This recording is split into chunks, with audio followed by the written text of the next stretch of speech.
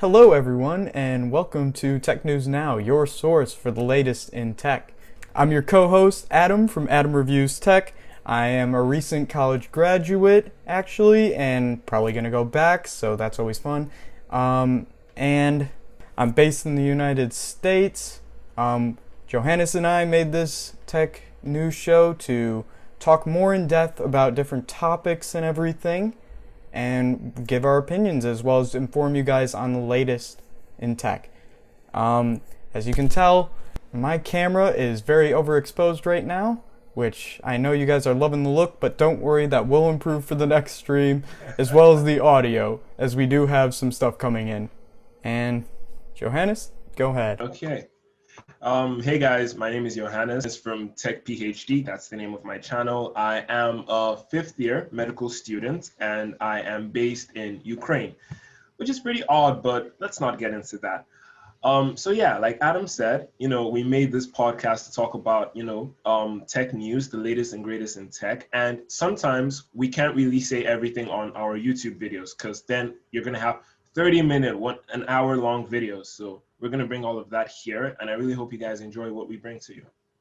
Yep. All right. So with that, we'll get right into it. So the first story we want to talk about is Samsung's plan to supercharge Exynos. It's basically a big improvement that is possible through a couple partnerships. So as you probably know, Samsung has been criticized lately for their Exynos processors, specifically in the Note 20 and the S20 series. They've been inferior when it comes to performance and battery as well as CPU. So yeah, you're definitely right. So Exynos chips definitely have been inferior in, like you said, performance, CPU, and battery life. The discrepancies are actually pretty alarming because you can have as much as, I read 15 to 20% discrepancy in battery life, which is just insane. And I remember the glory days of Exynos where they were actually better than Snapdragon chips. And I think with, like you said, with partnerships with several different companies, they can get back to that, level that they used to be. Right. And we'll show you guys this in this article itself. All right. Let's see if my camera will stop messing up. Oh. Okay. So the first partnership we want to talk about is with AMD. And I bet you guys probably know AMD by now. They've been killing it in 2020 with their new SoCs, whether it's Ryzen, and Radeon, and the GPUs have actually improved significantly. They partnered with Samsung to make GPUs in their upcoming products. And this partnership with AMD could rival that of Snapdragon's Adreno in their GPUs of their smartphones. So with this partnership, we could see a big increase in GPU performance, which did lag behind in the current Exynos processors. Oh yeah, definitely. AMD is specialized in graphics, graphical performance. And I wonder if it would have been possible for Samsung to partner with NVIDIA, as they're more personally, I believe NVIDIA is more popular in the graphics card department, graphics and all of that. But still, AMD is better than, nothing. And I feel they're going to blow Adreno out of the water. So I'm looking forward to it. Absolutely. NVIDIA is a huge company. They're my choice of graphics processors in my computers. But I don't think they need Samsung, where AMD could always use it when it comes to their graphics performance. This partnership could be beneficial for both of them, especially as they're trying to get into the mobile industry more. So another aspect of this is Cortex-X1. So Cortex-X1, it's made by ARM, and ARM is obviously the architecture for many mobile GPUs, or many mobile SoCs. So you see Apple moving to ARM in their MacBooks, and Snapdragon, or Qualcomm, uses ARM for their current processors. And the Cortex-X1, as you can see here, has big increases in performance and efficiency when it comes to their previous platform. And Samsung is one of the first partners with ARM for this Cortex-X program, which could lead them to get a lot better performance out of Exynos in the CPU aspect in the future. Oh yeah, definitely. Definitely. The numbers here, like, I mean, I'm someone who believes that the numbers only tell half the story, but the numbers we're seeing here actually look very promising, plus 22%, integer performance, and, all of that. The main issue is if with all, because Samsung has this history of having near perfect hardware, but then they get destroyed by lack of proper software optimization. So they could have all the good latest and greatest hardware, the best graphics processors, and so on and so forth. But do you think they're going to be able to refine their entire Samsung experience to maximize all of this hardware? So I actually believe they will. And that's coming off the base that Exynos, although inferior to Qualcomm Snapdragon, it's actually not terrible. It's not as efficient, but it still performs pretty well for the most part.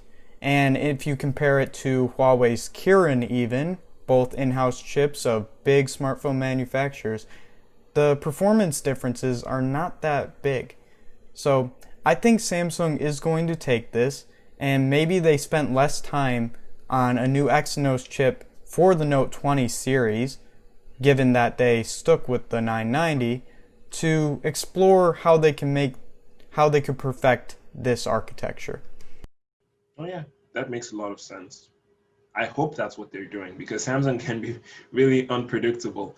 But like you said, Exynos is not terrible. My Note 9 is the Exynos version, like because I live in Europe, and I can't really complain, honestly. I don't really have any Snapdragon, devices to compare it to. Like, comparison is the thief of joy, basically. Yeah. So I enjoy my Exynos device. It's okay, really. It's snappy. It feels good. The main reason why people, cry about Exynos, like you said, is because we're constantly holding it up against Snapdragon and so on and so forth. But then we could also say Snapdragon isn't all that if we compare it to Apple's Bionic chips, Right. which also significantly outperform it. But we're not going to get into that. No, because we could definitely talk more about that and the whole software optimizations as you talked about. Apple has both the SoC, their own software, and their own hardware, which no one else currently has. Yeah. Okay. So we'll get on to the next story now, and that's Google's Pixel 5. So we actually already planned on covering this, but this story came out today, and it comes from a very reputable leaker on Leaks. He's showed many renders of previous phones and everything, and they've been quite accurate. So this is the Pixel 5, apparently. And so what they're saying here, and what OnLeaks has alluded to, is that it's going to be a 5.8-inch display about, which is the same exact size as the Pixel 4a. Now, I looked through these images myself and compared my Pixel 4 XL right here, and the back camera looks exactly the same, although flipped upside down. So this flash would be on the bottom, and that sensor would be on the top. So I have the feeling that this could be the exact same camera system, although, and it might be hard to see here, it looks like the module on the right is a little bit bigger than the module on the left. Whereas with my Pixel, although there are different sensors, one being a 12.2 megapixel and the other being a 16 megapixel telephoto, they look to be about the same size.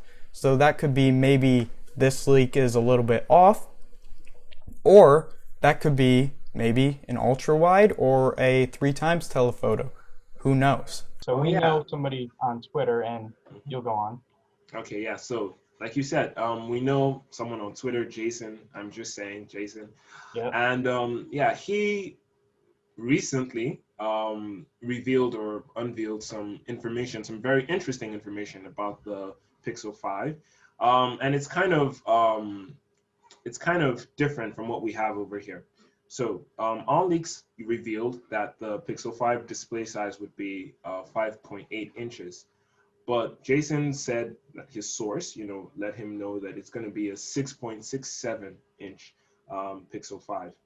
And this isn't a small discrepancy. It's not like 0.1 or 2 inches. This is almost a full inch in difference.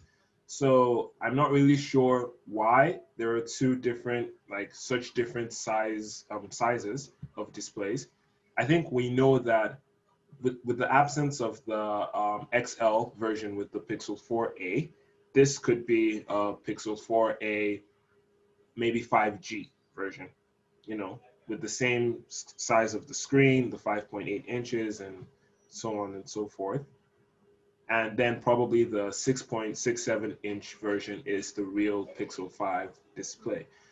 But then again, we can't really tell because On Leaks is a very reputable source and he's hardly wrong. And if he says the Pixel 5 comes with 5.8 inches, then it most likely will.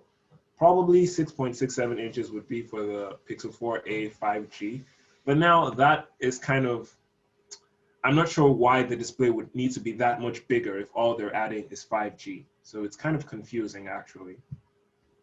Right, and I totally agree with that. It does seem a little confusing that a 5G phone, which is rumored most likely to just get a 765G rather than the 735G, would be that much different of the same phone. It seems that the Pixel 5, according to these leaks, is more similar to the Pixel 4a than the Pixel 4a 5G would be, just looking at Google's official image.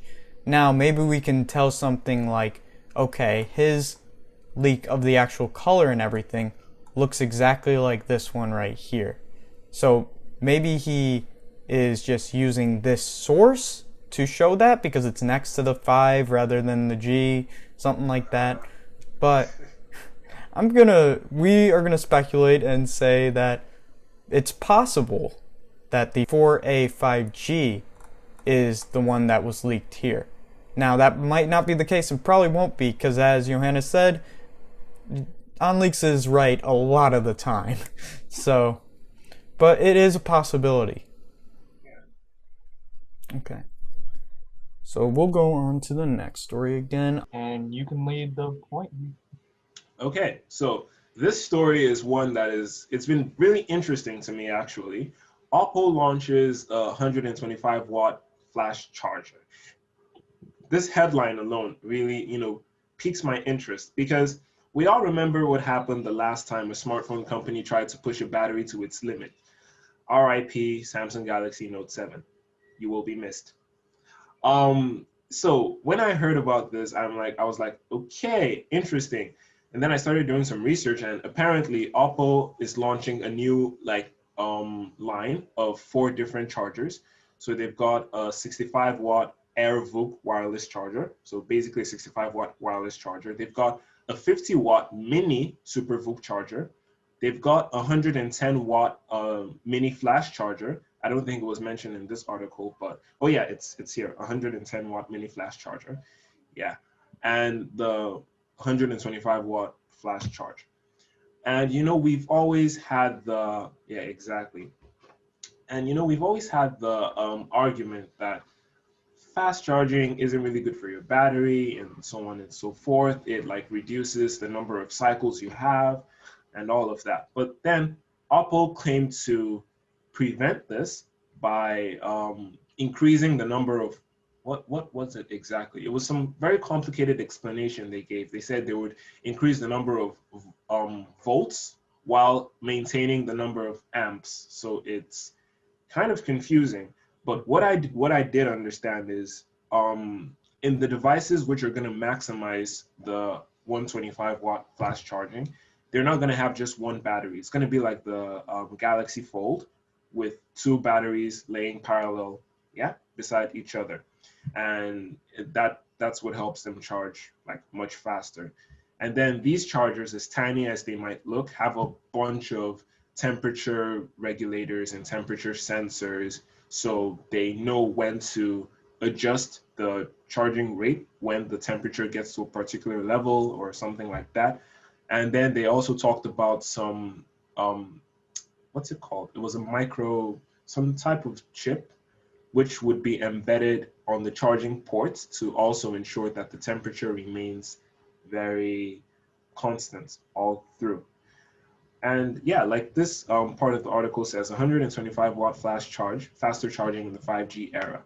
With 5G becoming more and more rampant, our batteries are dying more and more quickly because 5G consumes a lot of battery, and we would need to charge our phones much faster. So I can see the appeal, and I can see the reason why they would want to do this. My main concern is if it's safe, because because I feel like Samsung survived the Note 7 disaster because they're Samsung, they're huge, yeah. But Oppo isn't in that position. This could irrevocably destroy the company if it fails. All it takes is one or two exploding chargers or one or two exploding devices, and RIP Oppo. So I really hope the technology is, it has been well tested, and it's not going to light a fire in anyone's pants. Yeah, absolutely. My main worry is always with battery degradation as well, because fast chargers have often produced more heat in the phone itself. And anytime a phone overheats, the battery swells up and then breaks down and degrades. So I'm kind of wondering about the longevity of these devices that use 125 watts of charging. Even in my 18-watt charger, using it on my 10s Max, I found that was overheating. So that definitely worried me. But 125 watts? I feel like there will be some overheating at least, even if they optimize it extremely well. Mm-hmm. I mean, even in the demo video that they presented, the test device was constantly at around 38, 39 degrees Celsius. Yeah. And I feel like, okay, that is quite warm, but not too hot to touch. The main problem is, like you said, battery degradation. And they said they would address that by, testing the batteries to 3C standards. I feel like it's an internal term for their technology. Mm-hmm. But another of my concerns is we've been using the same battery technology for well over a decade now, lithium ion. Yep. And, we've heard about other materials like graphene and all the advantages, but we're just not there yet. And there's only so much we can do with lithium ion. So, pushing 125 watts into a lithium ion battery, it's like, yeah. I'm not a smartphone engineer, but I mean, it sounds a little bit dangerous. Yeah, absolutely. I'm definitely worried about that as well. I am excited to see if some smartphone manufacturers can bring graphene to us, because I feel like that could be extremely helpful when it comes to longevity and everything, for sure. But you did say that it was 38 degrees Celsius, correct? Yeah. I remember this study a while ago, and I forgot the source exactly. Maybe I'll put it up while we edit this. And they were saying it was like 30 to 35 degrees. You didn't want to have your battery overheating with a phone at that rate, or else it does lead to clear battery degradation. So yeah, this is definitely a concern, although I am very impressed with the technology and I'm excited to see it in action for sure. Yeah, me too. Okay.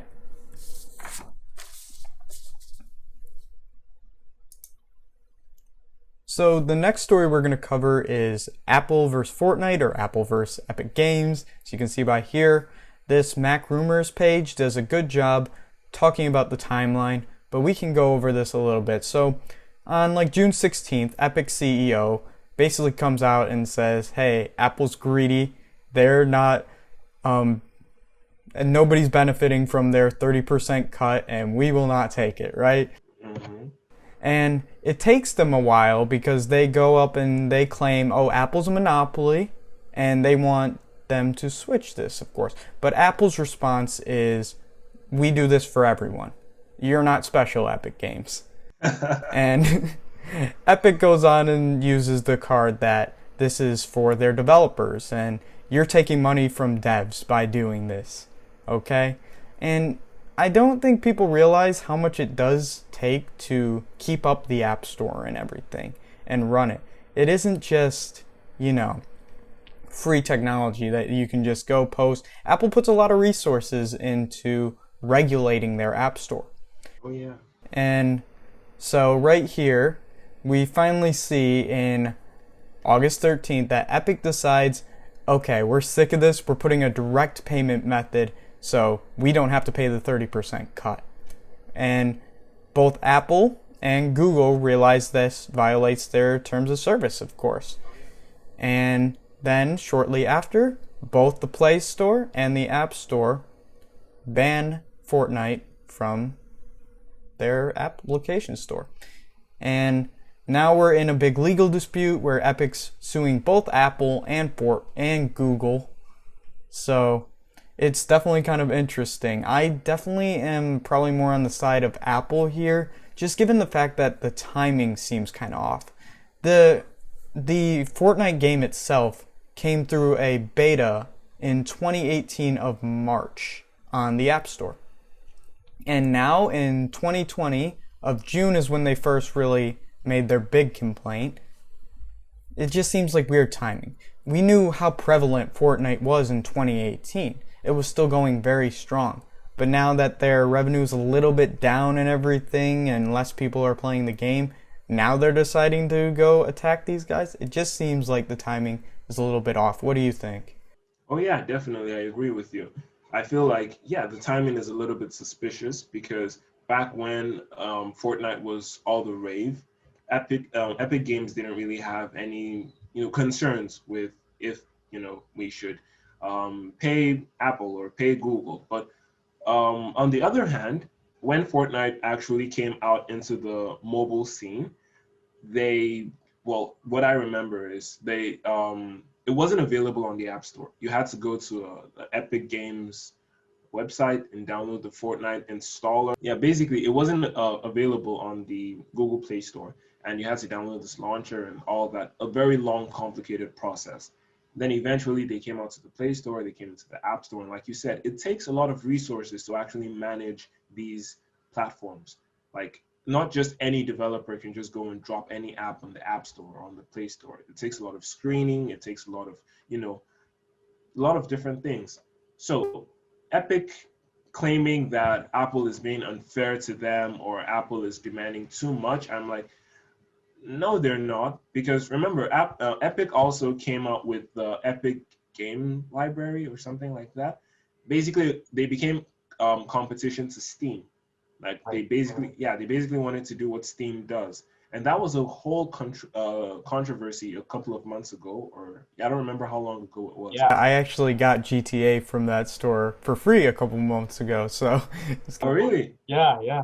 From the Epic Store. Yeah. Oh wow. Yeah, you see, now they're doing things like that. They're like, having these promotions where games are free, which Steam does as well, but then they're still trying to. And I feel like, okay, if your Epic Games Store is doing well and you still have a good Fortnite base, like the number of people playing Fortnite is still much better than the number of people playing, say, PUBG. Right. Honestly, I feel, more people play Fortnite than PUBG. PUBG Mobile is a different topic entirely because a lot of people play that. Yeah, I feel like they're just trying to milk as much money as they can, like take as much money back as they can, which seems weird, but I mean, they're a big company, so. Yeah, absolutely. It does seem to be a money play at this point, which isn't unsurprising given the cases. Every company wants to make the most money they can. But these lawsuits seem a little bit petty, but we'll see how they turn out, right? Yeah. And maybe we'll cover that when we do see the settlements or the decisions. Oh, yeah. Hopefully it'll be a juicy story. Yeah, absolutely. It makes our job more fun. Okay. We'll get into the final story right now, which is the iPhone 12. The upcoming iPhone 12 is very highly anticipated, both the 12 and 12 Pro. We saw from John Prosser that the iPhone 12, the regular series ones, will come out in October, and the Pro series will come out in November. And I am somebody who covered these leaks back in May, and I was extremely excited. I've used an iPhone for a very long time now. I do like iPhones, although sometimes I prefer the Android counterparts. As you can tell, Note 20, liking that thing so far. How's your missing kidney? Yeah, my missing kidney, it is a little rough, but I got extra beans. So, I don't know if you'll get the reference, but we'll see if some of you do. Of course I do. That was really good. But yeah, the iPhone 12, I did a leak summary video in May. It did pretty well for my channel, actually. And I was extremely excited. We were getting 120 hertz display. We're getting new camera systems. We're getting 5G. We're getting extra storage. And at that point, a smaller notch and everything. And I was extremely excited. And all this for the same current prices. Now, that information has unfortunately changed. So we are still, in the Pro models at least, getting double the storage. Finally, we get 128 gigabytes of storage, which should be standard on most things in my opinion. The Google Pixel 4a, for example, $350 phone, has 128 gigabytes of storage. So, there's also going to be an increase of 6 gigabytes of RAM on iOS, which is pretty good. So, that will be nice to see as well. But where I'm getting very disappointed with is the new leaks coming from Everything Apple Pro. And he basically talked about the new battery sizes. And let's see if I can find that here. Okay, here we go. So I wonder if they'll cite Everything Apple Pro in these or not. But, let's see. So right here are the new battery sizes. And they're rumored to be smaller than their predecessors. And that's extremely disappointed to me. Because, yes, alright, the counter argument is the A14, which is going to be a massive upgrade. Get ready for that, by the way. It's going to be a lot more power efficient. But if Apple kept the same battery size and got the A14 Bionic, then we would have a lot longer battery life. So, I like to see the counter argument, which is, of course, the phones will be slimmer, right? You know, people do want their slimmer phones, but for me, who's used both the XS Max and the 11 Pro Max, I couldn't really tell a difference in size. So I was happy to have the significantly better battery life. Yeah. So that is a big disappointment to me. And also, no more high refresh rate. That has been all but confirmed by Max Weinbach and Everything Apple Pro. Unfortunately, I love my high refresh rate. On the Note I'm using now, it's probably my favorite thing about it. Everything just feels so smooth. Oh, wow. Yeah, I really enjoy it. I'll just smile and nod and pretend I can relate because my phone is a 60 hertz refresh rate. Yeah, but that also came out that came out in 2018. That's expected. There was no high refresh rate phones other than maybe a gaming phone like the Razer phone in 2018. Oh, yeah. And that was an LCD as well. So, I'm definitely disappointed by no 120 hertz. The smaller battery life is another thorn in my side. And then, to end it all, we got no decreased notch. 2017 is when they came out with those notches. And you know what? It was acceptable at the time. And I even accepted it for the 11 Pro Max. But I'm done. 4 years of the same size. 4 years of the same size notch. Where Samsung, let's see if we can show this. Always on display, you know. Samsung, you can't see a notch. The hole punch is so small. It looks amazing. From this giant bezel. Oh, even yours looks just as dated as that. Because, well, yeah, it came out, 2 years. So, unbelievable there. I am definitely disappointed. I wanted at least a decrease. You know, I understand wanting Face ID and everything. And, you know, you could have just moved the speaker grill up and shortened the notch, and I would have been content. But to do nothing in that many years of generations of iPhones is just plain disappointing. So, what are your thoughts on the iPhone 12? Honestly, A lot of people have always said I'm not the biggest iPhone fan and I'm not the biggest Apple fan. But I feel like the iPhone 12 or the iPhone 12 series, just because of the hype that it had gathered, Yeah. throughout the course of the year with the earlier leaks and everything, and what we're getting now, it's gonna compete with the Note 20 as the most disappointing flagship of the year, honestly. Um, the smaller batteries are really, it hurts a lot because I commended Apple when I got with the iPhone 11 series last year. Apple finally got more than 3,000 milliamp hours of battery in their smartphones, and everyone was like, "Oh yeah, good on you." And then you're like, "Okay, we're gonna get a better chip. Let's decrease the battery to make the phone smaller." If your phone gets 0.05 millimeters thinner, you get a smaller battery, it dies more quickly, and you don't even get to use the thinner phone because it's going to be in a case. Right. So what was the entire point? Like you're reducing the size of the phone, but you're selling cases as well because the phone is so damn fragile. Yeah. So yeah, it's really disappointing.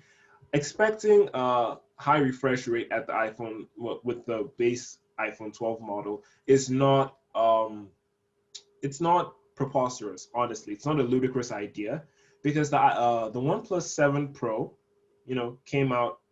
When did it come out? Last year. Yeah. OnePlus 7 Pro came out last year with a 90 hertz refresh rate, and it came out at what, $750? Yeah, look at the OnePlus Nord right now. Also, that's like a 400 something dollar if you convert to US.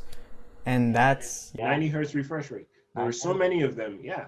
And I mean, Apple, Apple works in mysterious ways.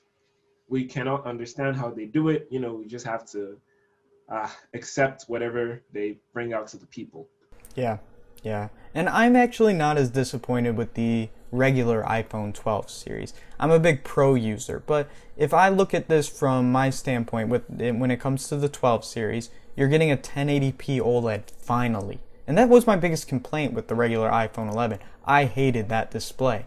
So I'm very excited to see that the leaks are still showing that you're getting 1080p OLEDs on those phones. It's going to be a significant improvement just for me to see that. And maybe those won't be as bad. They'll still have the 5G. They're going to have smaller batteries as well, but it could be an issue because now they aren't powering 720p LCD displays. Although OLED can be more efficient on battery life. So if you use a lot of darker screens, I've seen significant improvements. So we'll have to see how this comes out, and we'll definitely cover that when it comes out. Mm-hmm. Looking forward to it. Mm-hmm. Okay, so that's going to do it for this one. We're going to try to keep these as short as we can without wasting too much of you guys' time.